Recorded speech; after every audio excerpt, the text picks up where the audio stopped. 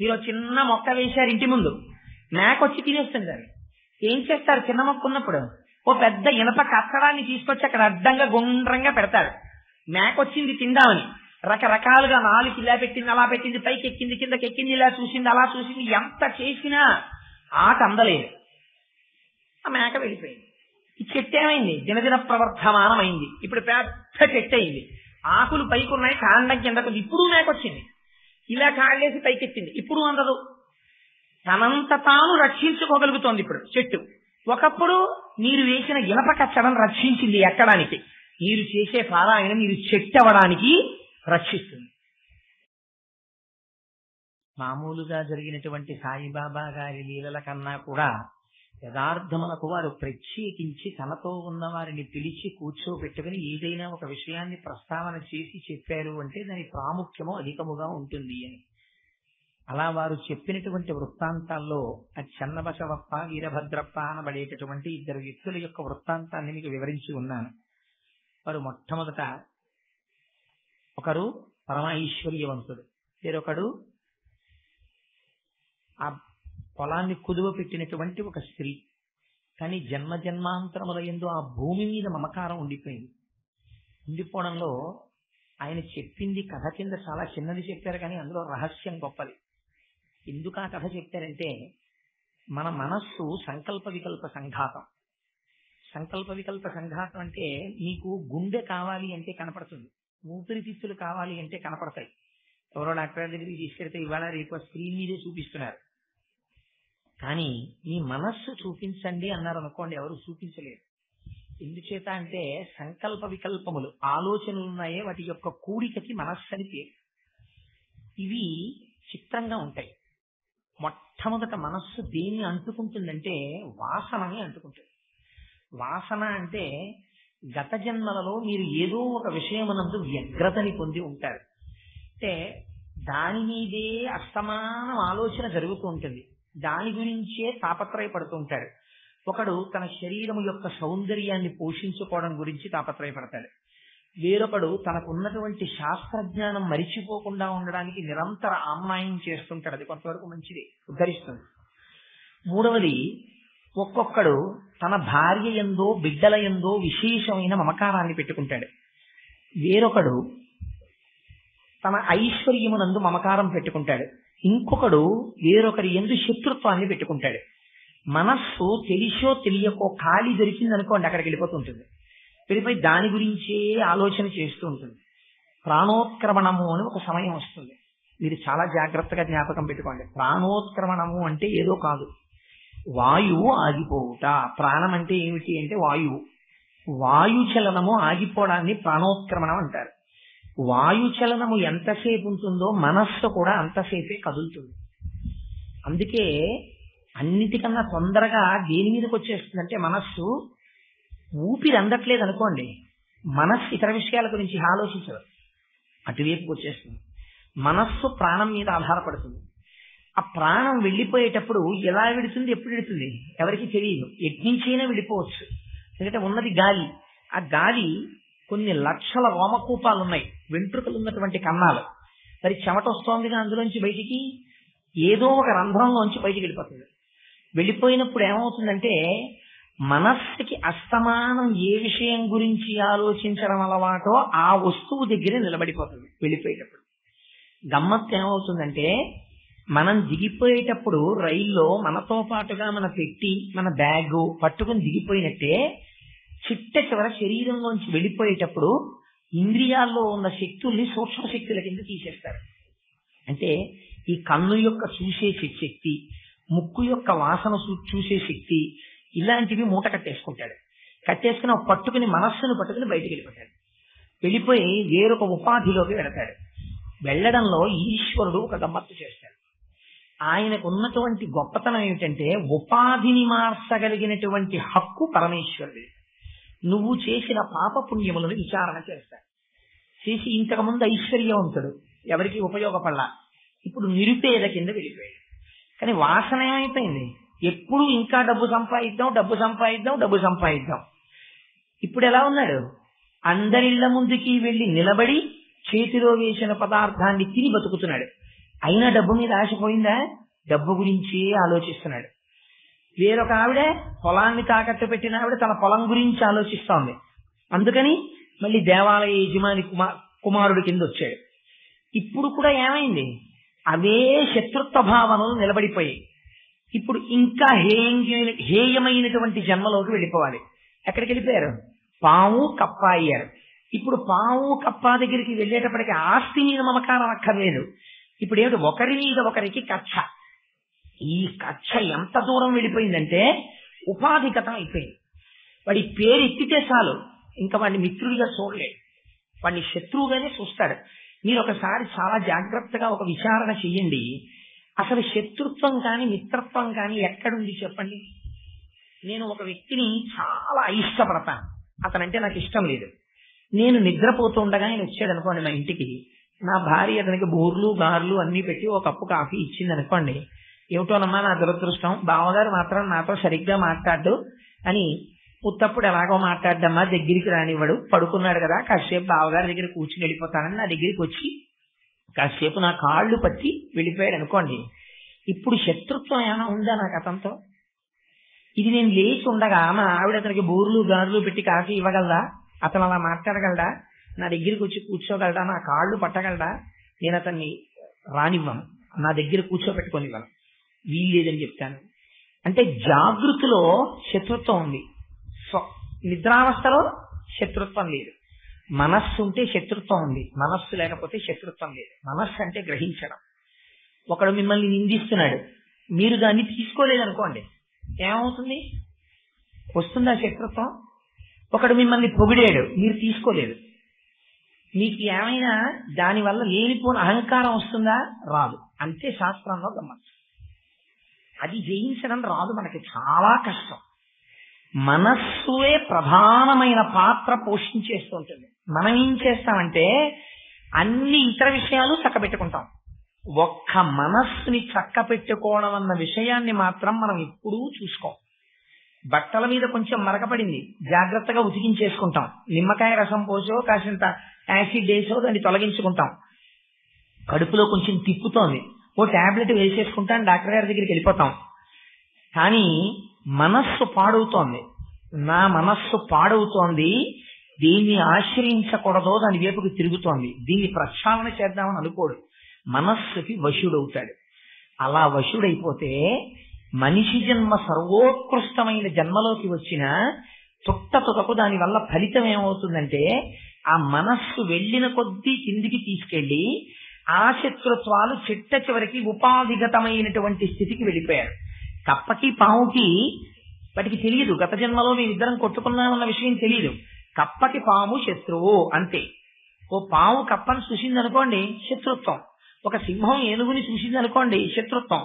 ఒక ముంగిస పాముని చూసింది అనుకోండి, శత్రుత్వం. ఒక కోడి పిల్లని గ్రద్ద చూసింది అనుకోండి, శత్రుత్వం.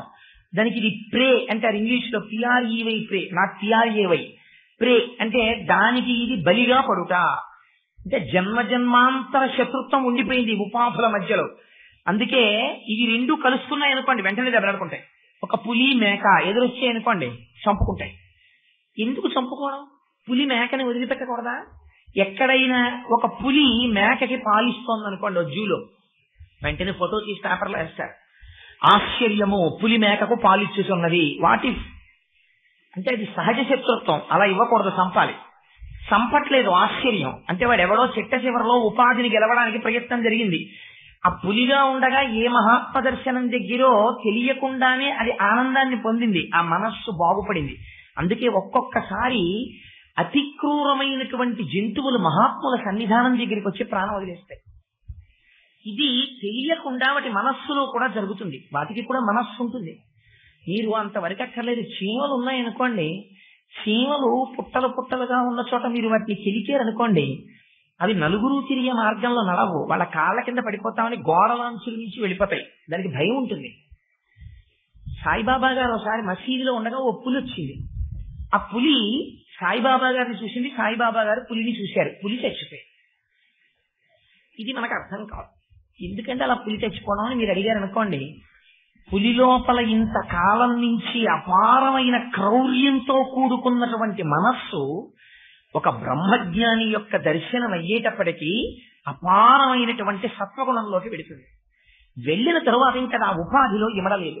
పులి ఉపాధిలోకి పులి జీవుడు ఉండలేడు. ఎందుకని ఇప్పుడు సాత్వికమైపోయింది. సాత్వికమైపోయిన జీవుడు ఇంకా పులి శరీరంలో ఉండలేడు. అందుకని మహాత్మ దర్శనాన్ని తెలిసో తెలియకో చేసింది అనుకోండి, అంతే, అది ఆ శరీరాన్ని వదిలేసింది. ఇంకొక స్థాయిలో ఏమవుతుందంటే అది క్రూర జంతువే. కానీ ఒక బ్రహ్మజ్ఞానిని చూసింది అనుకోండి, దానికి తెలియకుండానే దాని క్రౌర్యం అణిగిపోతుంది. అణిగిపోయి రమణ మహర్షి రాయి మీద కూర్చునేవారు. ఒక 10-15 చిరతపుళ్ళు పరిగెత్తుకుంటూ వచ్చేవి. ఎలా వచ్చేవి? తిరువన్నామలైలో ప్లేగు వ్యాధి వచ్చింది, శవాలను పట్టుకుని వచ్చేవి, పీక్కు తింటుండేవి. మహర్షి అక్కడ కూర్చుని ఉండేవారు ఓ రాయితీ మీద. ఆ 12-15 చిరతపుళ్ళు వచ్చేవి. ఆయన దగ్గరున్న ఆయన పరిగెత్తుకుంటూ పోయి గుహలో దాక్కుని భగవాన్ వచ్చేయండి వచ్చేయండి అని రాయి అడ్డట్టుకునేవాడు. రమణ మహర్షి అనేవారు పులిగా పరమాత్మ. ఎందుకు భయపడ్డాం? అలా కూర్చునేవారు. ఆ వచ్చి ఓ నమస్కారం చేసి వెళ్ళిపోయాయి. ఎలా వెళ్ళిపోతాయి? ఎలా తెలుస్తుంది నమస్కారం చెయ్యాలని? అంటే బ్రహ్మజ్ఞాని దగ్గరికి వచ్చేటప్పటికి, బ్రహ్మజ్ఞాని యొక్క ప్రకంపనలు పడేటప్పటికీ జీవులు తమ యొక్క వ్యగ్రతల్ని, రజోగుణ తమోగుణ ప్రభావాలని తగ్గిపోతాయి ఆ ఉపాధి మీద పడేటప్పటికి. అది వాళ్ళ యొక్క గొప్పతనం. అందుకే వాళ్ళ స్థితి ఇతర విషయములను బట్టి తెలిసిపోతుంది లోపల ఉన్నవాడు ఇంతటి మహానుభావుడు. అందుకే పులి బాబా గారిని చూస్తే ప్రాణం వదిలిపెట్టేసి. సరే, ఇక్కడ పాము కప్ప అయ్యారు. ఇప్పుడు వాళ్ళు పాము కప్పాలకి మేము గత జన్మలో వీరభద్రప్ప చన్నబసవప్ప అని తెలియదు. సరే, బాబా గారు వచ్చారు, ఇచ్చారు. ఇంకా ఇన్ని 3వ ఉపాధిలోకి మారిపోయారు. ఇంకా మీకు క్రౌర్యమే, వదిలిపెట్టండి అన్నారు. ఇప్పుడు వాటికి బాబా గారి భాష కప్పకి పావుకి అర్థం అవుతుందండి. పావుకి పావు భాష ఉంటుంది, కప్పకి కప్ప భాష ఉంటుంది, బాబా గారికి మనుష్య భాష ఉంటుంది. బాబా గారు మనుష్య భాషలో అరిచారు. మరి కప్పకి పావుకి ఎలా అర్థం అవుతుంది? Language is only A medium. నా భావాన్ని మీకు అర్థమయ్యేట్టు చెప్పడానికి భాష అన్నది ఒక మాధ్యమం అయినప్పుడు ఆయన ఏదో మనుష్యులు మాట్లాడే భాషలో మాట్లాడారు. అవి రెండు ఒక రకం జంతువులు కావు, 2 రకాలైన జంతువులు. ఎలా అర్థమైంది అంటే, ఒక బ్రహ్మజ్ఞాని మాట్లాడినటువంటి మాట, ఆ ఆదేశము, ఆ ఉపాధులు ఏవైనా సరే వాటి మనస్సుని కదపగలిగిన శక్తి ఉంటుంది. ఇదే శబ్ద బ్రహ్మమయి చరాచరమయి జ్యోతిర్మయి వాంగ్మయి అని. ఆ శబ్దము అటువంటి శక్తిని కలిగి ఉంటుంది. అంతే, విడిచిపెట్టేశారు. అయితే ఈ కథ ఇక్కడ వరకే చెప్పారు బాబా గారు. చెప్పి ఈ కథని మీరు బాగా జ్ఞాపకం పెట్టుకోండి అని చెప్పారు. ఎందుకు జ్ఞాపకం పెట్టుకోండి అని చెప్పడం? మనందరం కూడా మనుష్య జన్మలోకి వచ్చాం. వచ్చిన తరువాత ప్రయత్నపూర్వకంగా మనుష్యుడన్నవాడు చెయ్యవలసినటువంటి పని ఒక్కటే ఉంది. మీ మనస్సు మీ ప్రయత్నం లేకుండా మీ భార్య యందు ఉంటుంది. మీ మనస్సు మీ ప్రయత్నం లేకుండా మీ బిడ్డల యందు ఉంటుంది. మీ మనస్సు మీ ప్రయత్నం లేకుండా మీ ఆస్తిపాస్తుల యందు ఉంటుంది. ఉండకూడదు అని గృహస్థాశ్రమంలో ఉన్నవాడికి ఎవ్వరూ చెప్పలేదు. గృహస్థాశ్రమంలో ఉన్నవాడికి భార్య యందు మనస్సు ఉండకూడదు, బిడ్డల యందు మనస్సు ఉండకూడదు, ఐశ్వర్యమునందు మనస్సు ఉండకూడదు అని చెప్పలేదు శాస్త్రం. గృహస్థాశ్రమంలోకి ప్రవేశించి 2 ధర్మములను ఏకకాలమునందు కలగలుపు చెయ్యకూడదు. నేను ఒక గృహస్థాశ్రమంలో ఉన్నాననుకోండి, నేను గృహస్థుగానే బ్రతకాలి. నేను గృహస్థాశ్రమంలో ఉండి ఒక బ్రహ్మజ్ఞానిలా బ్రతుకుతాను అన్నాను అనుకోండి, దానివల్ల బాధపడే వాళ్ళు ఎవరంటే నా భార్య బిడ్డలు బాధపడతారు. అలా కలగలుపు చెయ్యకూడదు. గృహస్థుగా ఉండాలి. అయితే మరి గృహస్థాశ్రమంలో ఉండి తరించడం ఎలా? ఒక సులభ మార్గం చెప్పారు. ఏం చేస్తావు? ఏది చేసినా నమః చేసుకో అన్నారు. అందుకే ఇది నేర్పడానికే మనకి నామాలు వచ్చాయి. ఎన్ని నామాలు పెట్టి పిలిచినా మీరు ఎవరిని పిలుస్తారు? మీరు ఎవరిని పూజ చేస్తున్నారో ఆయన పిలుస్తారు. పిలిచేమంటారు? ముందు ఓం పెడతారు, చివర నమః పెడతారు. ఓం కేశవాయ నమః, ఓం నారాయణాయ నమః, ఓం మాధవాయ నమః. ఇది తెలియకుండా మీరు చేస్తున్నారనుకోండి, ఫలితం ఉండకపోదు, ఉంటుంది. కానీ రావలసినంత ఫలితము మీకు అందదు. ఎందుకన్నది? ఓం అంటే అకార ఉకార మకారముల చేత మీకు భగవంతుడికి ఉన్న సంబంధమును అనుసంధానం చేస్తున్నారు. నమః చెప్పి ఇదేది నాది కాదు నీది అంటున్నారు. నా భార్య యందు నాకు ప్రేమ ఉండొచ్చు. ఆనుకూల్యవతి అయినటువంటి నా భార్యని నాకు కటాక్షించి నేను ఈశ్వర మార్గములో నడవడానికి కృప చేసిన ఈశ్వర నీకు నమస్కారము అన్నాను అనుకోండి. ఇప్పుడు నా భార్య యందు ప్రేమ ఎటువైపు నుంచి వచ్చేదిగా మారిపోయింది.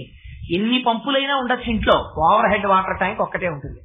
ఊళ్ళో పంపులు ఎన్నైనా ఉండొచ్చు, కొళాయి చెరువు ఒక్కటే ఉంటుంది, పంపింగ్ స్టేషన్. అలాగే నీ మమకారం ఎన్ని వైపులకైనా వెళ్ళొచ్చు. నా కొడుకు బాగా చదువుకుంటున్నాడు, ఈశ్వరానుగ్రహము. నా కొడుక్కి ఒక మంచి కాలేజీలో ఇంజనీరింగ్ సీట్ వచ్చింది. నా కూతురు ఒక మంచి సంబంధం కుదిరింది, ఇది ఈశ్వరానుగ్రహము, ఒక మంచి సంబంధం కుదిరింది.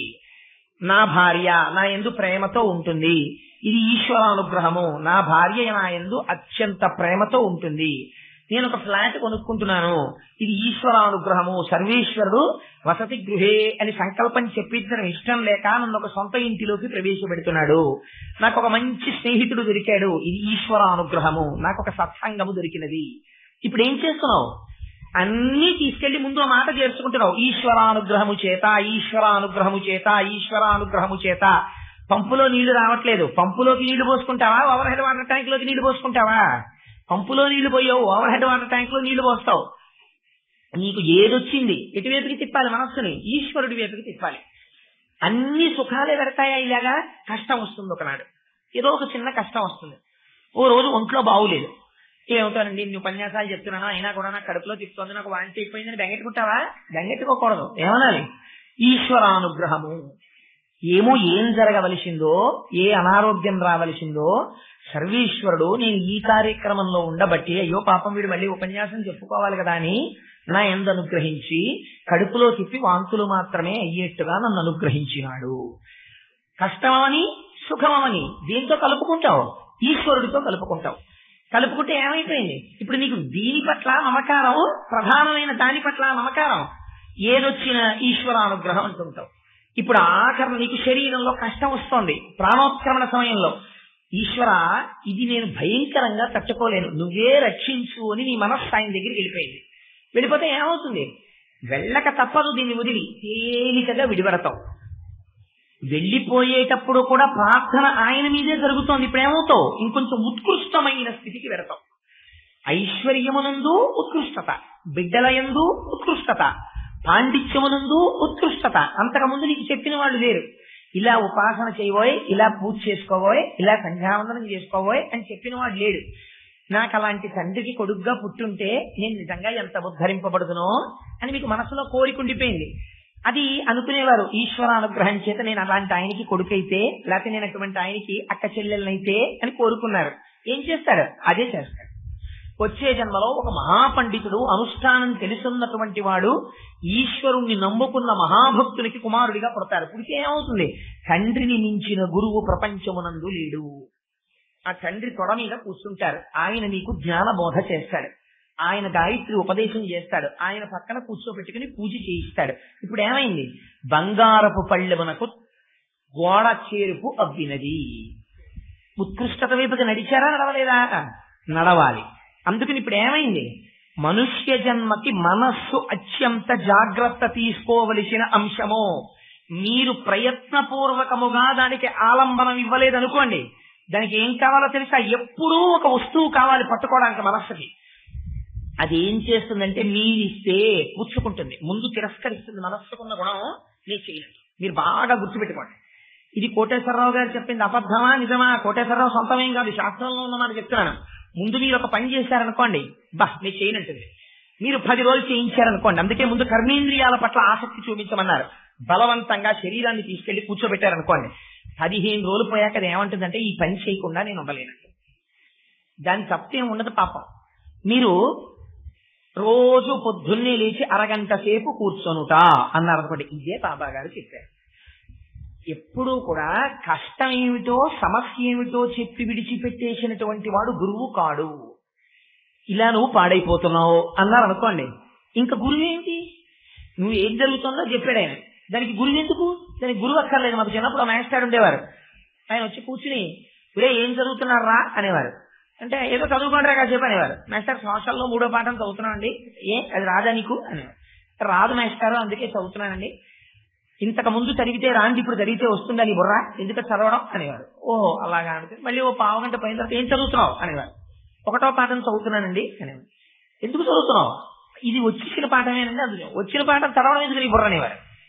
వచ్చింది చదవకూడదు, రాంది చదివి ప్రయోజనం లేదు. కాబట్టి ఏం చెయ్యాలి? ఇప్పుడు గురువు అయోమయంలోకి తీసుకెళ్ళినట్టు. అలా ఉండకూడదు. గురువు జరుగుతున్న పొరపాటుని దిద్దగలిగినటువంటి వాడై ఉండాలి. ఆయన మాకు మహానుభావుడు చాలా అద్భుతంగా పాఠాలు చెప్పారు. నేను క్షమింపబడిన దాకా నేను వారిని విమర్శించట్లేదు. ఆయన ఒక హాస్య ధోరణిలో బహుశా మాట్లాడుంటారంతే. అందుకని ఆ గురువు అనేటటువంటి వాడు ఉపాసనలో వచ్చేటటువంటి తొట్టుపాటుని దిద్దగలగాలి. అలా ఎవరు దిద్దుతారో ఆయన మాత్రమే గురువు. ఆయనకే సమర్థత కలిగిన గురువు అంటారు. సమర్థ సద్గురు సాయినాథ మహారాజుకి జై అంటున్నారు మీరు. సమర్థత అంటే ఏమిటి? తనని తాను ఉద్ధరించుకోవడానికి సమర్థత ఎందుకు? ఆయన పండిపోయారు. అందుకు సమర్థత అక్కర్లేదు. మిమ్మల్ని ఉద్ధరించడానికి సమర్థత కావాలి. ఎందుకు? ఎక్కడో పడున్నాం మనందరం. ఈ పడున్న వాళ్ళందరినీ పైకి లేపాలి. పైకి లేపడం అంటే ఎలా ఉంటుందో తెలుసా అండి? రామకృష్ణ పరమహంస చెప్తారు. అయస్కాంతము అక్కడే ఉంది, సూది అక్కడే ఉంది. ఈ అయస్కాంతం సూదిని పట్టుకుంటుంది, అది దాని ధర్మం కదా. అయస్కాంతం సూదిని పట్టుకోదండి. సూది దగ్గరికి పట్టుకెళ్ళి మీరు అయస్కాంతాన్ని పెట్టారు, ఆ సూది వెళ్ళటం లేదు అయస్కాంతం దగ్గరికి. అయస్కాంతం లాక్కోవట్లేదు. అయస్కాంతం లాక్కోలేదు అంటే అది అబద్ధం. అయస్కాంతం లాగుతోంది, కానీ సూది లేవట్లేదు, అంటుకోవట్లేదు. ఎందుకు అంటుకోవట్లేదు? అది చాలా కాలం నుంచి మట్టిలో పడుంది, దానికి మట్టి అంటుకుంది. పైన మట్టి అంటుకోవడం చేత సూది అయస్కాంతమునకు మధ్యలో ఉన్న మట్టిని తెలివైన వాడు ఏం చేస్తాడు? తీసి ఓసారి బట్ట పెట్టో పాతకు తట్టుకొచ్చి ఇలా తుడిచేస్తాడు. తుడిచి అయస్కాంతం పెడతాడు, ఠక్కన అంటుకుంటుంది. ఇప్పటి వరకు మీ మనస్సుని తిప్పుకోవడం మీకు చేత కాలేదు. ఎక్కడ పెట్టుకోవాలో తప్పేం లేదు. భార్య ఎందు ఉండడం తప్పు కాదు. ఈశ్వరానుగ్రహముగా భార్య ఎందు అని మీరు అనలేదు. ఓం కేశవాయ నమః, ఓం నారాయణాయ నమః అంటున్నారు. అది యాంత్రీకరణం అయిపోతుంది పూజ.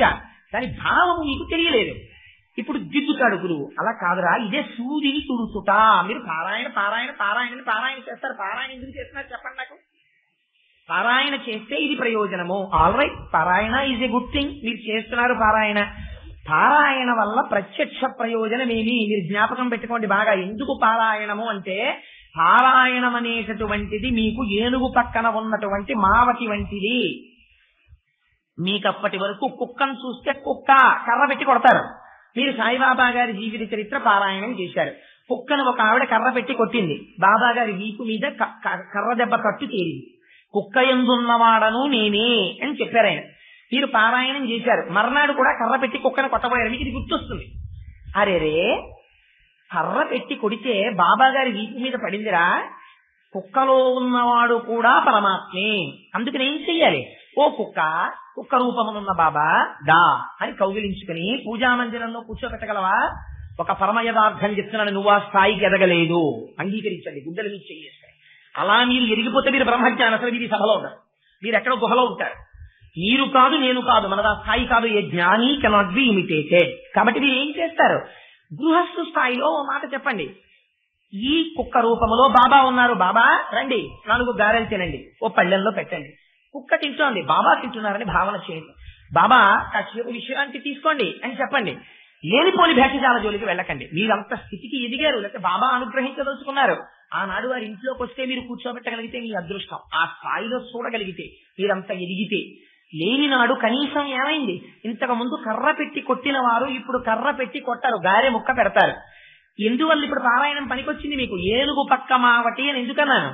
ఏనుగు నడిచేటప్పుడు ఉట్టినే వెళ్ళదు, ఆ తొండం ఉట్టినే ఉండదు. ఏనుగు తొండం ఎప్పుడూ కదిలే వాటిల్లో ఏనుగు తొండం ఒకటి మనస్సోటి సమానం, కోతొకటి. ఈ తొండం పెట్టేది అలా వెళ్ళిపోతూ వెళ్ళిపోతూ ఏం చేస్తుందంటే, మీరు కష్టపడి పెంచుకున్నటువంటి మారేడు దళాల చెట్టు కొమ్మని ఇలా పట్టుకుని వంచైపోతుంది. మామట ఏం చేస్తాడంటే హో అని పొడుస్తాడు. ఇలా వెంటనే తొండాన్ని ఇలా తిప్పేసి ఓసారి ఇలా అని, ఓసారి పైకెత్తి, ఓసారి ఇలా అని, మళ్ళీ కిందకి దింపుకుని మళ్ళీ 4 అడుగులు వేసుకుని ఊరుకుంటుంది అనుకుంటున్నారా? ఇలా వెళ్ళిపోతూ మళ్ళీ ఎవరో కనపడితే ఇలా ఇలా అంటాడు, మళ్ళీ అంటాడు, మళ్ళీ తొండం తిప్పుకుంటుంది. ఇప్పుడు తొండం కదులుతోంది, ప్రమాదం ఉందా? లేదు. ఎందుకని? మామట ఉన్నాడు. మనస్సు కదులుతోంది, ప్రమాదం ఉందా? పారాయణ జరుగుతోంది. అందుకు మీతో సుబ్బారావు పారాయణ చేశారు. ఇది మీ మనస్సులోకి ఎక్కితే ఏనుగు తొండము వలన ప్రమాదము రాకూడదు. మీరు చిన్న మొక్క వేశారు ఇంటి ముందు, మేకొచ్చి తినేస్తుంది దాన్ని. ఏం చేస్తారు? చిన్న మొక్క ఉన్నప్పుడు ఓ పెద్ద ఇనప కట్టడాన్ని తీసుకొచ్చి అక్కడ అడ్డంగా గుండ్రంగా పెడతారు.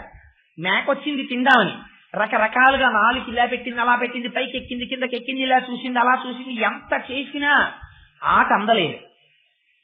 ఆ మేక వెళ్ళిపోయింది. ఈ చెట్టు ఏమైంది? దినదిన ప్రవర్ధమానమైంది. ఇప్పుడు పెద్ద చెట్టు అయింది. ఆకులు పైకి ఉన్నాయి, కాండం కిందకు. ఇప్పుడు మేకొచ్చింది, ఇలా కాళ్ళేసి పైకెత్తింది. ఇప్పుడు అందదు. తనంత తాను రక్షించుకోగలుగుతోంది ఇప్పుడు చెట్టు. ఒకప్పుడు మీరు వేసిన ఇనప కచ్చడం రక్షించింది ఎక్కడానికి. మీరు చేసే పారాయణం మీరు చెట్టు అవ్వడానికి రక్షిస్తుంది. అందుకని ఎందుకు పనికొస్తోంది?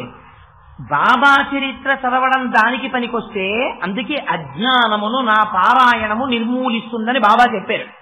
అజ్ఞానమును నిర్మూలించుట అంటే చీకటి నుండి వెలుతురులోకి ముందు తీసుకొస్తుంది. తీసుకొచ్చిన తరువాత ఇప్పుడు మీ మనస్సుని ఎప్పుడూ అలా చంచలంగా ఉంచి ఎప్పుడూ మాట్లాడపడమే, అలా ఉండకూడదు. ఒకటి చెయ్యాలి. ఏది అసలు చెయ్యాలో బాబా తన జీవితంలో చెప్పారు. ఒకసారి మనిషి అన్నవాడు తప్పకుండా చెయ్యవలసినటువంటి విషయాన్ని, ఏది చేస్తే వాసనలు వెంట తరువుకుంటూ వచ్చి మిమ్మల్ని పాడు చెయ్యకుండా ఉంటాయో, మీరు ఉద్ధరింపబడతారో, అటువంటి ఒక అద్భుతమైన రహస్యాన్ని బాబా చెప్పారు. ఎక్కడ చెప్పారు చెప్పండి? మసీదులో రాధాబాయి దేశ్ముఖ్తో చర్చ జరిగి వెళ్ళిపోయిన తర్వాత హేమాద్రి పంత్ వచ్చి, ఇవాళ నా జీవితంలో పరమ ప్రాముఖ్యమైన రోజు బాబా, ఈ అనుగ్రహము నా యందు ఎల్లకాలము ఇలాగే ఉండాలి అంటే చాలా ఎందుకని అందుకున్నాడు. దాని ప్రయోజనం ఏమిటో హేమాద్రి పంత్ ఎందుచేత అంటే అది అందరి ముందు చెప్పారు బాబా గారు. కానీ ఒక్క హేమాద్రి పంతే దాన్ని బాగా అందుకోగలిగాడు. గురువుకి తేడా ఉండదు. గురువు మేఘం లాంటివాడు. మేఘం ఇలా పైకి వస్తుంది, వచ్చినప్పుడు వర్షిస్తూ ఉంటుంది. అయ్యో పాపం వీళ్ళందరూ ఉపన్యాసం చెప్పుకుంటున్నారు, వింటున్నారు, ఇక్కడ కురవద్దు మనం, అది అక్కడ వాళ్ళ పచ్చగడ్డి మీద కురుద్దాం బాగా పెరుగుతుంది అని అక్కడ కురిసి కురవకుండా ఉండదు, అంతటా కురుస్తుంది. మేఘము అంతటా కురిసిన వర్షపు జల్లు మీద పడితే జిల్లేడాకులు రాలిపోతాయి.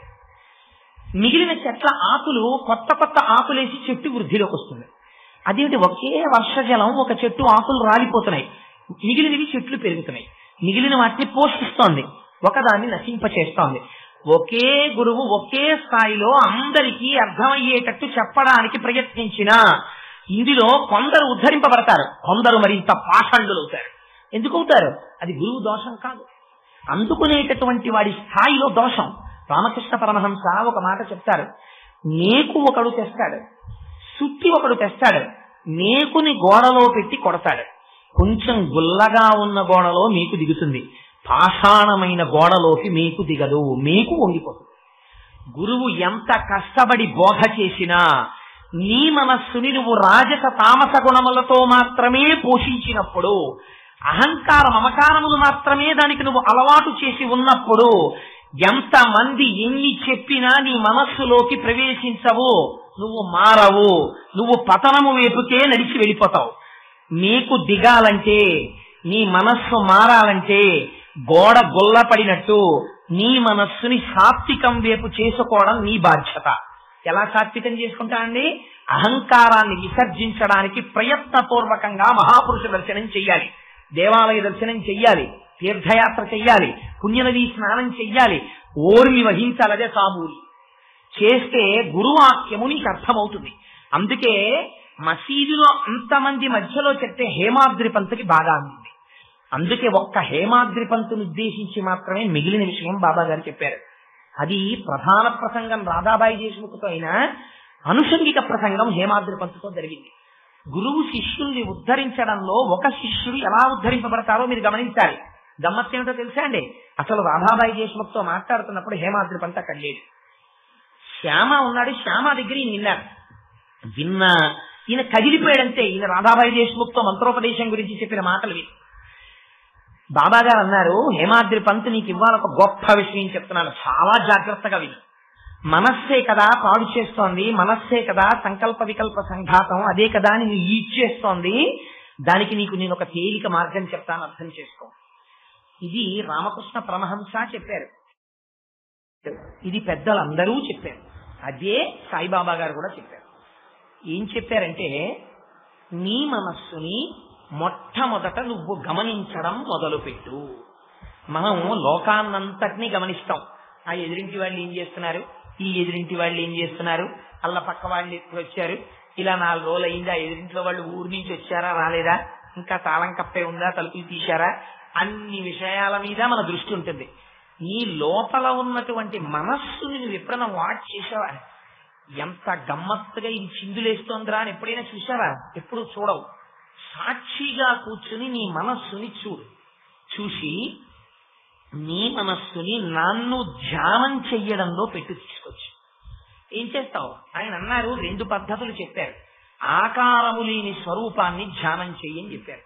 అనగానే మనకు ఇబ్బంది వస్తుంది. మొదట్లో సగుణ నిర్గుణ సాతృప్తిదా ప్రోక్తామనీషిభి సగుణ రాగి సేవ్యా నిర్గుణాకురు విరాగిభి అంటారు వ్యాస భగవానుడు దేవి భాగవతంలో. అసలు ఏ ఉపాధి లేకుండా అంతటా నిండిపోయినటువంటి పరబ్రహ్మాన్ని జ్ఞానులు ఉపాసన చేస్తారు. మనం అలా చేయలేము. ఎందుకంటే దేన్ని ఉపాసన చేయాలంటే అని అనుమానం వస్తుంది. అందుకు వచ్చే నామరూపాలు. అందుకని ఏదో ఒక భగవన్మూర్తిని ముందు మీరు ఉపాసన చేయడం మొదలు పెడతారు. ఆ మూర్తిని ధ్యానం చేసి నిలబెడతారు. దాన్ని ధ్యానం చేయడం అంటే ఏంటి? చాలా జాగ్రత్తగా జ్ఞాపకం పెట్టుకోండి ఈ విషయాన్ని. ధ్యానము అంటే ఏమిటో తెలుసా అండి? ఇవాళ చాలా మంది దాన్ని చాలా తేలిగ్గా వాడేస్తారు. ఏం చేశారండి అంటే, ఓ 1/2 గంట ధ్యానం చేశారండి అంటారు. ధ్యానం అంటే ఏమిటో తెలుసా? ఒక చెరువు దగ్గరికి మీరు వెళ్ళారు. చెరువు యొక్క అడుగుని చూద్దాం అనుకున్నారు. చెరువు అడుగు మీకు ఎప్పుడు కనపడుతుంది? చెరువు అడుగు ఉంది, మీకు కనపడుతుంది. కానీ కనపట్టలేదు. ఇప్పుడు ఎందుకు కనపట్టలేదు? పైన ఉన్న నీళ్లు కదులుతున్నాయి. ఇప్పుడు ఆ నీళ్లు కదులుతుంటే మీరు ఓ ఇలా ఇలా ఇలా ఇలా ఇలా చూస్తే కనపడుతుందా? కనపడదు. మీరు ఏం చెయ్యాలి తెలివైన వారైతే? ముందు చెరువులో ఉండేటటువంటి అలల కదలికని ఆపాలి. దేని వల్ల కదులుతోంది చూడాలి. అటువైపు నుంచి మోటారు నుంచి నీళ్లు పడుతున్నాయి, దానివల్ల కదులుతోంది. మోటార్ ఆఫ్ చేయి. ఆఫ్ చేస్తే ఒక 10 నిమిషాల తర్వాత నీళ్లు నెమ్మదించి అలలు లేకుండా అయిపోతాయి. ఇప్పుడు మీరు ఒడ్డున నిలబడి లోపలికి చూడండి, అడుగు కనపడుతుంది. నేను ధ్యానం చేశానంటారు. ధ్యానం అంటే ఏమిటో తెలుసా అండి? మీరు ముందు కూర్చోగానే ముందు శరీరాన్ని చాలా సౌకర్యవంతమైనటువంటి రీతిలో కూర్చోపెట్టడం అలవాటు చేయాలి. మొదట్లో ఏం చేస్తుందంటే మొరాయిస్తుంది. ఇలా కూర్చో అంటే కాసేపు ఇలా అంటుంది, కాసేపు ఇలా అంటుంది. అసలు మొట్టమొదటిగా వాడు అంటాడు, నేను అలా కూర్చోలేనండి, మీరు అలా కూర్చుంటారండి అంటాడు. పోయింది అక్కడే. అసలు కూర్చోడు. కూర్చున్న తర్వాత నిటారుగా నిలబెట్టాలి శరీరాన్ని. వెన్నుపాముని, కంఠాన్ని, శిరస్సుని ఏకకాలమునందు ఒకేలా ఉంచాలి. ఉంచి ఇప్పుడు I'm sitting in a quiet easy position, నాకేం కష్టం లేదు, నేను చాలా హాయిగా ఉన్నాను అని భావించాలి. మీరు ముందు మనసుని గెలవడానికి మనసుతోనే మొదలెట్టాలి. దానికి ఎప్పుడు సుఖం కావాలి. నేను సుఖంగా ఉన్నాను.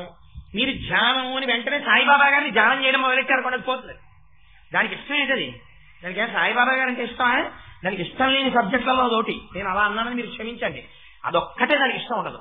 మీరు ఇలా మొదలు పెట్టగానే అది ఎక్కడికి వెళ్ళిపోతుందంటే, నిన్నను మనం అప్పు చేసి పప్పుకూడి క్యాసెట్ తెచ్చుకున్నాం, ఎప్పుడు వేసుకుందాం ఈ క్యాసెట్ అని ఆలోచిస్తాం. ఇక్కడ కూర్చోవడం ఇలాగే కూర్చున్నారు, కానీ ఎక్కడున్నారు? అప్పు చేసి పప్పుకూడి క్యాసెట్ ఎప్పుడు వేసుకోవాలో దగ్గర ఉన్నారు మీరు. అది వెళ్ళిపోతుంది మనస్సు, దాన్ని చించలా. అందుకని దేన్ని చూడాలంటే మనస్సునే చూడాలి. తిరుగు, నీ ఇష్టం, ఓకే ఆల్ రైట్, తిరిగి ఎక్కడ తిరుగుతావు, ఒక 5 నిమిషాలు వదిలేదు. ఫ్రీగా పిల్లాన్ని వదిలేసినట్టు వదిలేస్తారు. వదిలేస్తే అది తిరుగుతుంది. అప్పు చేసి పప్పుకూడి క్యాసెట్ దగ్గరికి అక్కడికి ఇంకా తిరుగుతావా అని అడగండి అంటుంది. చాలా తెలివైన పిల్లల్లాగా ఎందుకు తిరుగుతానో అంటుంది. అయితే కాసేపు బాబా గారిని చూడు అనండి. అందుకే దీపం పెడతాను. దీపం టక్కని కాన్సెప్ట్ కంటిని పట్టుకుంటుంది. మీరు దీపం వంక అలా చూసి కళ్ళు మూసారనుకోండి, దీపం ఇలా కదులుతూ కళ్ళల్లో కనపడుతుంది. మీరు బాబా గారి మూర్తి మీద దృష్టిని కేంద్రీకరించారనుకోండి, మొట్టమొదట్లో 3 ఉంటాయి. జ్ఞాత, బాగా జ్ఞాపకం పెట్టుకోండి, ఇది బాబా గారు మనకు అందించినటువంటి అమృత ఫలం. ఇది ఈ వైపుకి మీరు వెళ్ళనంత కాలం ఎన్ని పారాయణలు చేసినా మెట్లు ఎక్కనట్టే, కింద నించున్నట్టే. ఒక్కొక్క వ్యక్తి ఎక్కండి, ఆయన అంత కష్టపడుతున్నందుకు సుబ్బారావు. ఏమిటా మెట్లంటే జ్ఞాత, నేను ఒకడను కూర్చుని ధ్యానము చేయుచున్నాను. రెండవ వారు ధ్యానము చేయబడుతున్నవాడు. ఎవరు? బాబా గారు. ఆయన్ని నేను ధ్యానం చేస్తున్నాను. చేస్తున్నదేవి ధ్యానము. నేను ఆయన గురించి కూర్చున్నాను ఇక్కడ, ఆయన ఆలోచించడానికి. 3 ఉంటాయి. అలా కూర్చోండి. కూర్చుని ఒక 5 నిమిషాలు అలాగే అట్టెడుతుంది ఇట్టెడుతుంది, మళ్ళీ తీసుకురండి. You watch it. ఎస్, జారిపోయిందిరా మళ్ళీ అంటారు. వెళ్ళిపోయింది, మళ్ళీ రైతు బజార్కి వెళ్ళిపోయింది, ఆఫీస్కి వెళ్ళిపోయింది, ఎక్కడికో పోయింది. మళ్ళీ నువ్వు వెళ్ళిపోయావే, ఆల్రెడీ నేనేం బెంగెట్టుకోవట్లేదు. గురువులు ఎప్పుడు దెబ్బలాడరు తెలుసా అండి, నిజాయితీతో ఉండమని చెప్తారు. వివేకానందుడి దగ్గరికి వచ్చి అడిగారు పరమహంస, చేశావా ధ్యానం అన్నారు. ఏం చేయని ధ్యానం? అది ఆ పక్కన కొట్లో, కమ్మరి కొట్లో ఎవడో ఇనపదాని మీద సుత్తి పెట్టి కొడుతున్నాడు. ధన్ ధన్ ధన్ ఒక నిర్ణీతమైనటువంటి సమయం తర్వాత మళ్ళీ ధన్ అని చప్పుడు వస్తుంది ఆ శృతి తిప్పడంలో. ఆ ధన్ అన్నప్పుడు ఇప్పుడు ధన్ అంటుందని ఎడుతోంది నా దృష్టి అన్నారు. అంటే రామకృష్ణ పరమహంస అన్నారు ఆ ధన్ మీద దృష్టి కేంద్రీకరించారు. ముందు దాన్ని వెళ్ళనివ్వండి. వెళ్ళిపోయావా? పోలే పోలే నేనేమీ అన్నా. వెళ్ళావు కదా, పోయావు రైతు బజార్కి, కొనేసావా కూరలు, దా మళ్ళీ కాసేపు చూడు బాబా పాదాలు అనండి. మళ్ళీ మళ్ళీ పారిపోతుంది. రైట్ 10 నిమిషాలు చేయండి. వెక్స్ అయిపోతే లేచిపోండి. వెక్స్ అయిపోయి కూర్చోకండి, లేచిపోండి. అలా అలా అలా అలా అలా మీరు ధ్యానం చేయడం మొదలెట్టారనుకోండి, కొంతసేపటికి అది అంటుంది అబ్బాబా అలా తిరగడం కన్నా ఇదేమిటో అలా అక్కడ చూసిన వస్తువుని కళ్ళు మూసుకుని మళ్ళీ చెప్పు అన్నారు అనుకోండి. ముందు పాదానికి కుడి పాదం ఎడం పాదం, మనం ఇటు కూర్చుంటాం, ఆయన అటు కూర్చుంటారు కదా. పాదాలు ఇలా పెట్టినప్పుడు ఆయన పాదాలు బొటన వేలు దగ్గర నుంచి వేళ్లు కిందకుంటాయా పైకుంటాయా, ఈ పాదం ఇలా తిరుగుతుందా ఆ పాదం అలా తిరుగుతుందా అనుమానం చేస్తుంది. చూపించండి. ఇప్పుడు మళ్ళీ చూడు, మళ్ళీ చెప్పండి. కొంతసేపటికి ఏమైపోతుందంటే మూడోది వదిలేస్తుంది. ధ్యానము అన్నది పోతుంది, మర్చిపోతాడు. మర్చిపోయి జాత ధ్యేయము, చేస్తున్నవాడు చేయబడుతున్నవాడు ఇద్దరు మిగులుతాడు. ఇప్పుడేమవుతుంది, అన్ని వెనక్కి వచ్చేస్తాయి. కన్ను చూడడం మానేస్తుంది. కన్ను లేదా ఉంటుంది కానీ ఏం చూడదు, అలా ఉంటుంది. కానీ అలా బాబా గారి పాదాలే చూస్తుంటుంది. చెవు ఫోన్ వచ్చింది వినపడదు. అంత దృష్టి కూడా వెనక్కి వెళ్ళి మనస్సులోకి వెళ్ళిపోతుంది.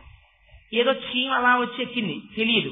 స్పర్శేంద్రియం పనిచేయట్లేదా, మనస్సులోకి వెళ్ళదు, దృష్టి అక్కడ ఉండిపోతుంది. ఉండిపోతే ఇప్పుడు ఎంతమంది మిగిలిపోయారు? మీరు చూస్తున్నారు, అది చూడబడుతున్నది. గమ్మత్తు ఏమిటో తెలుసా అండి? 3వ దశని మాత్రం ఇంకా వాక్కులతో చెప్పడానికి కుదరదు.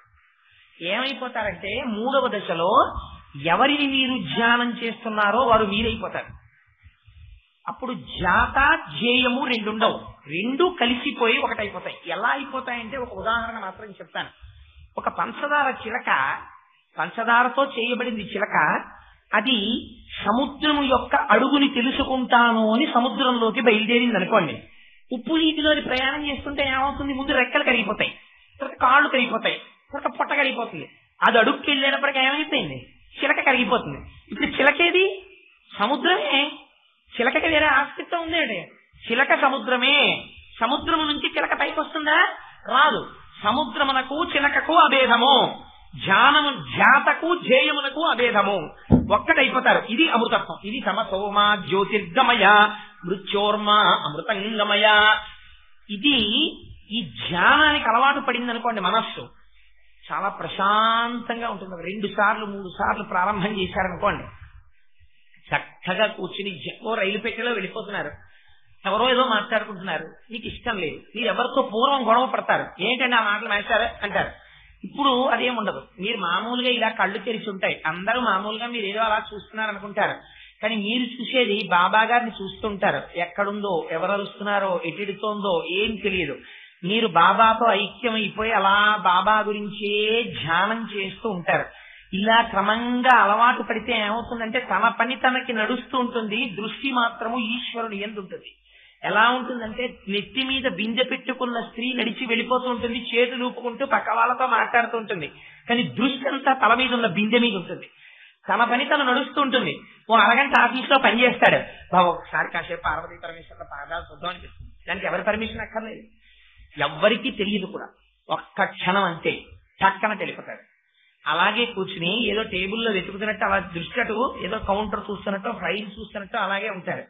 అని ఒక్కసారి నీ ఇష్టదేవతామూర్తుల యొక్క పాదాలు చూస్తూ అలా ఒక్క 4 నిమిషాలు ఉండడం అలవాటైపోతుంది. అలా అలవాటైపోయింది అనుకోండి, ఏదో ఒక స్థితిలో ఆ ధ్యానము సంపూర్ణత్వాన్ని పొందేస్తుంది.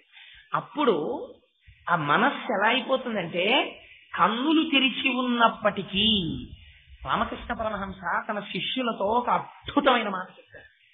ఒక పక్షి తన గుడ్లని పొదుగుతూ ఉంటుంది. మీరు ఒక్కసారి ఆ దృశ్యాన్ని మనస్సులో జాగ్రత్తగా దర్శనం చేయండి. ఒక పక్షి ఉంది, గూడు లోపల మెత్తగా ఉంటుంది. ఎందుకంటే టైలరింగ్ షాప్ దగ్గర కింద పారేసినటువంటి మెత్తటి గుడ్డముక్కలన్నీ తెచ్చుకుంటుంది పక్షి. లోపల చక్కటి బెడ్ వేసుకుంటుంది. అందులో గుడ్డు మీద గుడ్డు పెట్టదో, పగిలిపోతుందని ముగ్గిపోయిన సపోటా పల్లెట్టినట్టు ఇలా చుట్టూ పెట్టుకుంటుంది ఒక 5-6 గుడ్లు. రెక్కలు ఇలా పెడుతుంది. తన బరువంతా గుడ్ల మీద ఆన్సదు, కాళ్ళు రెండు కొంచెం వెడల్పుగా పెట్టి ఇలా ఇలా ఇలా ఇలా జరిగి ఆ గుడ్లు తన కడుపుకి మాత్రమే తగిలేటట్టు, గుడ్డు లోపల పిండం ఉంది, ఆ పిండం అమ్మ కడుపులోంచి తగులుతున్న వేడి చేత గుడ్డు లోపల ఉన్న పిండము పక్షి కంటి చేత దర్శనము చేయబడనది పిండము పిల్లగా మారుతోంది. ఆ తన వేడి చేత పిండము పిల్లగా మారుతున్నటువంటి ఆ సన్నివేశము మనస్సు చేత అనుభవించినటువంటి పక్షి కళ్ళు తిరిగి చూస్తున్నా కూడా కదలిక లేకుండా ఎంత ఆనందంగా అలా కూర్చుని పొదుగుతున్నప్పుడు ఉండిపోతుందో, ధ్యానమునందు ఈశ్వర పాదముల యందు నిమగ్నమైన మీ మనస్సు అలా ఉండిపోతుంది. ఇది సుఖము. ఇందుకు మనుష్య జన్మ. ఇది పిపీలికాది పర్యంతములో ఇతర జీవులు చెయ్యవు. ఇది నువ్వు చెయ్యాలి. ఇది నువ్వు చెయ్యకపోతే నీ మనస్సు అచ్చోసిన ఆంబోతు కళ్ళె వదిలేసిన గుర్రం, అది తిరుగుతూ ఉంటుంది. ఏమవుతావు? అదిగో ఆనాడు ధనికుడు మళ్ళీ ఆ లోభి ఇంకా కింద జన్మలోకి వెళ్ళినట్టే వెళ్ళిపోతావు. అందుకని ఏం చేస్తావో తెలుసా? అనంతమున నిండిపోయినటువంటి పరమాత్మ యందు ధ్యానము చెయ్యి. చిట్ట చివరికి వివేకానందుడు ఏ స్టేజ్కి వెళ్ళిపోయాడో తెలుసా అండి? ఒక గ్లాస్ అక్కడ పెడితే గ్లాస్ మీద ధ్యానం చేశాడు. వాటి గ్లాసు భగవంతుడు కాదా? అంతర్బహిష్ట సర్వం వ్యాప్య నారాయణ స్థితః. ఈ ద్రాక్ష పళ్ళలో ఏదో మామిడి పళ్ళో ఆ సంచి ఈశ్వర స్వరూపము ఇవాళ ఇలా వచ్చినది అనుకుని మీరు కాసేపు కళ్ళు మూసుకుని ఇలా యువతల పక్కన యూలా ఉండి అవతల పక్కన కొంచెం ఉండి కొద్దిగా తెలుసుకుని తెల్లటి కవరు లోపల నుంచి కనపడుతున్న 2 మామిడి పళ్ళ యొక్క స్వరూపాన్ని అలా ఒక 10 నిమిషాలు ధ్యానం చేశారనుకోండి, ఏమవుతుంది? దృష్టి కేంద్రీకరణం అలవాటు అవుతుంది. ఆరోగ్యం ఇంప్రూవ్ అవుతుంది. ఎందుకంటే వాడికి టెన్షన్స్ ఉండవు. 2 అలా కేంద్రీకరణం అలవాటైపోతే ఎటు తిరిగినా ఇటు వస్తూ ఉంటుంది. అలా అలా అలా అలా వచ్చి విశ్రాంతి స్థానమును చేరిపోతుంది. వృద్ధాప్యం వచ్చేసింది అనుకోండి, చింత ఉండదు. అప్పుడు హాయిగా ఎక్కడ కూర్చోనివ్వండి. శంకర భగవత్పాదులు దీన్నే మానస పూజ అన్నారు. రత్నైకల్పితమానకం హిమజలై స్నానం చ దివ్యాంబరం నానారత్న విభూషితం మృగమదామోదాంకితం చందనం జాజీ చంపక బిల్వపత్రచితం పుష్పం చ ధూపం తథా దీపం దేవదయానిజే పశుపతే హృత్కల్పితం గృహ్యతాం. ఎవరికైనా తెలుస్తుందా? ఎవరికి తెలియదు. మీరు అక్కడే కూర్చుని ఉంటారు బాల్కనీలో. ఇంట్లో కోడలు, కొడుకు, కూతురు, అల్లుడు, మనవలు టీవీ చూస్తూ ఉంటారు.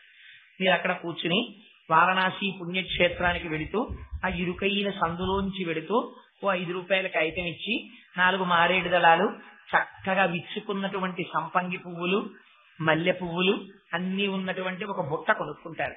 ఇంతలో ఎవరో తెలుసున్న వాళ్ళు కనబడి కోటేశ్వరారు గుళ్ళో తెలుసున్నారా, ఇవ్వనండి జాజి పూలు అవి తెచ్చాను తీసుకెళ్ళండి అంటారు.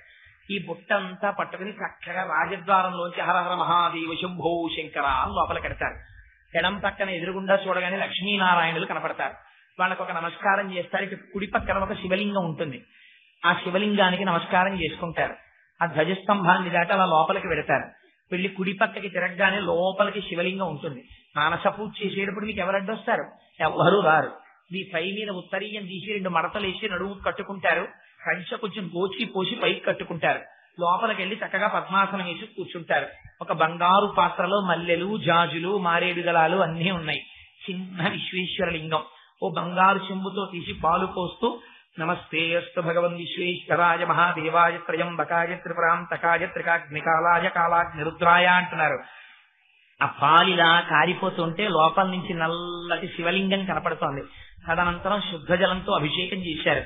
బంగారు పాత్రలోంచి జాజి పూలు తీసి ఇలా వేస్తుంటే మంచి వాసన. ఇలా పువ్వులు 5-6 పువ్వులు కలిసి శివలింగం మీద పడి జొల్లి పడిపోతున్నాయి. ఒక్కొక్కసారి 2 పూలు 3 పూలు శివలింగం మీద ఉండిపోతున్నాయి. మారేడు పత్రితో పూజ చేశారు. ఆ శివలింగానికి నుదురు కొట్టుకుని నమస్కారం చేసుకున్నారు. దానికున్న విభూతి తీసి మీరు పెట్టుకున్నారు. అన్నపూర్ణమ్మ దగ్గరికి వెళ్ళి నమస్కారం చేశారు. అమ్మ పాదాల దగ్గర ఉన్న బొట్టు తీసి మీరు పెట్టుకున్నారు. ఆ ప్రాంగణంలో కూర్చుని సాంబ సదా శివ సాంబ సదా శివ సాంబ సదా శివ సాంబ శివ అని భజన చేసుకుంటున్నారు. ఇవన్నీ మీకు ఏమైనా అక్కడికి వచ్చేస్తాయా? మీరు మనస్సుతో వెళ్ళిపోయారు. ఎలా వెళ్ళిపోయారు? దానికి అలవాటు చేశారు. మీరు ఇలా చూడగానే పట్టుకుంటుంది. ఎందుకంటే దానికి ఆ కేంద్రీకరణం అలవాటు అయిపోయింది. ఆ ధ్యానం, నిరంతర ధ్యానము దానికి అలవాటు పడినది. అందుకే ఏ వస్తువునైనా దానికి ఇష్టం మీరు అలవాటు చేశారు దాని యందు. అందుకని దాన్ని అలా చూశాడు అనుకోండి, ఇక్కడికి వెళ్ళిపోతుంది కూర్చుంటుంది. అందులో వాడి ముందు ఇలా చూస్తాడు. తర్వాత వెళ్ళి ఆవేం చేస్తుంది, గబగబగబ తినేస్తుంది ముందు. తర్వాత ఎక్కడికో వెళ్ళి విశ్రాంతిగా కూర్చుంటుంది. ఎవరు రారు, నన్ను ఎవరు కొట్టరు అనుకుంటుంది. అక్కడికి వెళ్ళి కూర్చుంటుంది. కూర్చుని హాయిగా తను కడుపులో తినేసినటువంటి ఉండ కింద తినేస్తుంది, గడ్డి సరిగ్గా కొరక్కుండా. ఇలా అంటుంది. ఆ ఉండ చిత్రంగా మళ్ళీ ఇలా కంఠంలోంచి నోట్లోకి వస్తుంది. మీరు ఎప్పుడైనా నెమర వేసుకుంటున్నప్పుడు చూడండి, ఆవు ఎంత సంతోషంగా ఉంటుందో. ఇలా అరమోర్పు కన్నులు పెట్టుకుని అలా లోకాన్ని అంతటినీ చూస్తూ, ఈ దిక్మాల కోటేశ్వరం మళ్ళీ వచ్చేసాడు అన్నం తినడానికి ఆఫీస్ నుంచి, మళ్ళీ పోతాడు 2:30 అయ్యేటప్పటికి, ఇలా తిరుగుతూ ఉంటాడు కుక్కల్లే అనుకుంటూ హాయిగా అని మెల్లగా. ఎంత మెత్తగా నవ్వుతుందో, అంత నవలకపోతే పాలెక్కడి నుంచి వస్తాయండి. అంత బాగా నవిలి మళ్ళీ మింగుతుంది. చిత్రం ఏమిటంటే మింగింది అంతకు ముందు పక్కన తొందరగా మింగింది దాంతో కలవదు. ఎంత గమ్మత్తుగా తీస్తుందో మళ్ళీ ఇటు నుంచి ఇంకో ముద్దలాగుతుంది. మళ్ళీ హాయిగా అలా నెమర వేసుకుంటుంది, మళ్ళీ మింగుతుంది. దేవాలయంలోకి వెళ్ళినప్పుడు దర్శనం చేయడంలో ఆవు తిన్నట్టు తిను, చక్క ఇలా చూడు, కానీ దృష్టి కేంద్రీకరణ అయిపోవాలంటే చక్కర పట్టుకోవాలి కన్ను మనస్సు. కాని నాడు ఎన్నిసార్లు వెళ్ళి ఏం ప్రయోజనం? పట్టుకుని కూర్చుని ఒక్కసారి మళ్ళీ వెళ్ళాలి. నువ్వు ఏ క్షేత్రానికి వెళ్ళావో ఆ క్షేత్రానికి ఎప్పుడు వెళ్ళిపోతావు. ఎందుకని ఏ మూలకైనా నువ్వు వెళ్ళిపోతావు, ఏదైనా చూసేస్తావు. యథార్థం చెప్పనా, శనివారం నాడు వెంకటాచలంలో దర్శనానికి వెళ్ళిన వాళ్ళకన్నా మీరు చేసే పూజ వెంకటేశ్వరుడికి అందుతుంది. ఎందుకని మీరు ప్రశాంతమైన మనస్సుతో చేస్తున్నారు. ఇది అందిపోతుంది ఈశ్వరుడికి. ప్రధానమీది మనస్సే. ధ్యానము ధ్యానము ధ్యానము. హేమాద్రి పంత్ మర్చిపోకు, ఇది ప్రధానం. సాకారముగా నా మూర్తి యందు నిలుపు, నిరాకారమైన బ్రహ్మ తేజస్సు యందు నిలుపు. నీకు పైనున్న తొడుగు శరీరం తీసేస్తే, నేను కప్పుకున్న తొడుగు తీసేస్తే రెండిటిలో ఉన్నవి జ్యోతులే, అనంత ప్రకాశమే, ఒకే ప్రకాశం. ఆ ప్రకాశాన్ని నువ్వు ధ్యానం చేయలేకపోతే తొడుగుని ధ్యానం చేయి. బాబా అన్న ఒక మూర్తిని ధ్యానం చేయి. చేస్తే నువ్వు మనుష్య జన్మలోకి వచ్చినందుకు ఉద్ధరింపబడతావు. లేకపోతే ప్రతిదీ నీకు బరువు, బాధ, ఉపశాంతి అన్నది ఉండదు మనస్సుకి. ఎందుకుండదు? ఆ మనస్సుకి నువ్వు ఆలంబనం ఇవ్వవలసిన దాన్ని ఇవ్వలేదు. అక్కర్లేని వస్తువులన్నీ ఇచ్చావు, అవన్నీ జగత్తులో వెళ్లిపోయేవి. శాశ్వతత్వం లేనివి ఇచ్చావు, అందుకే ఇది అలా తిరుగుతూనే ఉంటుంది. దానివల్ల కొట్టుకుంటూనే ఉంటావు. ఎంత గొప్ప విషయాన్ని చెప్పారో చూడండి. రామకృష్ణ పరమహంస ఈ విషయం చెప్పి పక్షి ఉదాహరణ చెప్పి, అలాంటి పక్షిని చిత్రం గీసి తేగలవా అని అడిగారు. చిత్రం గీయడం అంటే గుడ్లు పొదుగుతున్న పక్షిని ఎవడైనా చిత్రం గీస్తాడు. కానీ గుడ్లు పొదుగుతున్నప్పుడు పొందేటటువంటి అవ్యాజమైన ఆనందము కన్నులలో కనపడుతూ మాతృభావనని అనుభవిస్తూ బాహ్య ప్రపంచమనందు సంబంధములన్నీ తెగిపోయి తనలో తాను ఆనందములు పొందుతూ ప్రపంచమునందు ఏ దృష్టి లేనటువంటి పక్షి యొక్క ఆనందానుభూతి ప్రదర్శింపబడినటువంటి కన్నులను చిత్రించగలగాలి. ఆ భావమును చిత్రించగలవా అని అడిగారు. చిత్రం ఏమిటో తెలుసండి, ఈ మధ్య రామకృష్ణ మిషన్ వాళ్ళు రిలీజ్ చేశారు అలాంటి ఫోటో. నేను తెల్లబోయాను నిజంగా ఫోటో చూసి. నిజంగా దీన్ని ఎన్లార్జ్ చేసి ఇంట్లో పెట్టాలరా అనుకున్నాను. అటువంటి ఫోటో రిలీజ్ చేశారు రామకృష్ణ మిషన్ వాళ్ళు. ఆ ధ్యానానికే వాళ్ళు 5 ఇంద్రియాలు కదా, 5 ఇంద్రియాలు గుర్రాలను పట్టుకు తిరుగుతుంటుంది. 5 చేతులతో దీపాన్ని కాపాడుకుంటున్నట్టుగా ఒకటి వేశారు ధ్యానానికి. ఎక్సలెంట్ ఫోటోస్ రిలీజ్ చేసింది ఈ మధ్య రామకృష్ణ మిషన్. నేను ఎందుకు చెప్తున్నానంటే ఇదే బాబా గారు చెప్పారు. ధ్యానము, ధ్యాత, ఛేయము, ఈ 3 పోవాలి, ఒక్కటిగా నిలబడిపోవాలి. ఇందుకు హేమాద్రి పంత్ నువ్వు మనుష్య జన్మలోకి వచ్చినందుకు ఇది చెయ్యి, నేను సంతోషిస్తానని చెప్పారు. తప్పకుండా బాబా మీ ఆశీర్వచనం ఉంటే నేను ఎందుకు చెయ్యలేను, నేను చెయ్యగలనన్నారు. అందుకే బాబా జీవిత చరిత్ర రాసే అదృష్టం ఎవరికి ఇవ్వబడిందో తెలుసా అండి? హేమాద్రి పంత్కి ఇచ్చారు. అందుచేత నేను ఎందుకు చెప్తున్నానంటే ఈ మాట, ఒక గురువు అనేటటువంటి వాడు ఒక సమర్థ సద్గురు సాయినాథ మహారాజ్ కి జై అంటున్నారు మీరు. ఎలా గురువు సమర్థ సద్గురు అని అడిగారు అనుకోండి, ఎవరైనా సాయిబాబా గారు దీని దృష్టాంతం చెప్పగలగాలి. గురువు తాను ఉద్ధరింపబడిన వాడు, తాను మోక్షస్థితిని పొందినవాడు. కానీ మరి ఎందుకు ఉపాధిలో ఉన్నాడు? మిమ్మల్ని ఉద్ధరించడానికి చంచలమైన మీ మనస్సు యొక్క చాంచల్యమును పోగొట్టడానికి ఆయన ఏం ఉపదేశం చేశారు. ఎంత గొప్ప ఉపదేశం చేశారో చూడండి. ఇది మీరు పట్టుకోవలసింది పారాయణం. ఇది జీవగర్ర, ఇది అమృత బిందువు. దీన్ని నాలుక మీద వేసుకోవాలి. వేసుకుంటే మనుష్య జన్మ యొక్క ప్రయోజనం తెలుస్తుంది. ఎంత ఉపనిషత్ సారాన్ని చెప్పారో చూడండి మహానుభావుడు. సరే, అందుచేత మనస్సు యొక్క బలహీనత అనేటటువంటి కోణాన్ని స్పృశించారు. మీరు ఇవ్వలేదనుకోండి ప్రయత్నపూర్వకంగా, దేన్ని పట్టుకుంటుంది? జగత్తుని పట్టుకుంటుంది. జగత్ అంటే ఏమిటి? వచ్చిపోయేది ఏది చెప్పండి? ఈశ్వరుడు తప్ప మిగిలినవండి. ఇదే ధుని. సాయిబాబా గారి గుళ్ళో ధుని పెట్టామండి, సాయిబాబా గారి గుళ్ళో ధుని పెట్టామండి అంటుంటారు. ధుని అనగా ఏమి? ధుని అనగా అగ్నిహోత్రము. అది ఆరదు. ఇప్పుడు మనం అగ్ని కార్యము అని చేస్తారు. ఒక యజ్ఞం చేశారనుకోండి, ఒక యాగం చేశారనుకోండి, పూర్ణాహుతి అని చేస్తారు. పూర్ణాహుతి అంటే ఆ క్రతు అక్కడతో పూర్తి అయిపోతుంది. పూర్తి అయిపోయినప్పుడు ఏం చేస్తారంటే, యథార్థంగా అయితే ఆ సృక్కు అని ఉంటుంది, ఆ నేతిని వేసేటటువంటి సాధనం, పెద్ద సృక్కు తీసుకుని ఆ సృక్కుని పూర్ణాహుతి చేసే వాళ్ళు ఇలా పట్టుకోవాలి. పట్టుకుంటే పూర్ణాహుతి సామాను అని పట్టుకొస్తారు. అదో గొప్ప విచిత్రం. పూర్ణాహుతి సామానికి కొబ్బరికాయ పనికిరాదు, కొబ్బరి కురిడి పనికొస్తుంది. ఏమిటి గమ్మత్తు? నీరు ఉంటే పనికిరాదు, నీరుండిపోతే పెచ్చు నుంచి విడిపోతుంది. లేదా అందులోనే ఉంది కానీ దాంతో సంబంధం ఉందా? లేదు. ఊపితే గుడుగుడు ఆడుతూ ఉంటుంది, సంబంధం లేదు, ఊడిపోయింది. ఇందులోనే ఉన్నాడు కానీ దీంతో సంబంధం లేదు, గుడుగుడు ఆడుతూ విడిపోయి ఉన్నాడు. ఇది జ్ఞాని యొక్క లక్షణం. తిరుగుతూనే ఉంటాడు. కొబ్బరికాయ కురిడి ఒకలాగే ఉంటాయి. కొట్టారనుకోండి పెంకు కురిడి విడిపోతాయి. కొబ్బరికాయ కొట్టారనుకోండి, మీరు కోరం పెట్టి పళ్ళది పెట్టి కోరాలి, కోరితే కానీ ఊరు రాదా కొబ్బరి, అంటుకుంది పెంకుకి. అంటే ఏమిటి? ఎందుకని? నీరుంది, ఇంకా అజ్ఞానం ఉంది. అందుకని జీవుడు భగవానుడు జీవునకు బ్రహ్మమునకు భేదం ఎరగక అజ్ఞానము చేత దేహముతో తాదాత్మ్యమును పొందాడు. పూర్ణాహుతికి పనికిరాదు, నైవేద్యానికి పనికి వస్తుంది. అంతే. విడిపోయింది, నీరు ఆవిరైపోయింది, ఎండిపోయింది కొబ్బరి, టెంక నుంచి ఊడిపోయింది, పెంచు నుంచి కొడితే పెచ్చట్టు వెళ్ళిపోయింది, ఇటు వచ్చేసింది. దాని తినడం కురిడి వచ్చిందండి మా ఇంట్లో కొబ్బరికాయలో, తినడానికి పనికిరాదు. ఏం చేయమంటారు? కురిడి వచ్చింది, దాన్ని వెంటనే నైవేద్యం పెట్టేయాలి.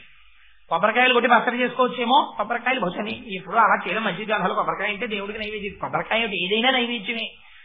అలా కాకుండా కురిడి, అది పూర్ణాహుతికి. పూర్ణాహుతి అనగా పూర్ణమద పూర్ణవిధం పూర్ణముదచ్చతే. సరే, ఇప్పుడు మళ్ళీ ఆ పూర్ణాహుతి, కొబ్బరి పెంకు, కురిడి ఇవన్నీ మొదలంటే ఎప్పటికవును ఇంకా.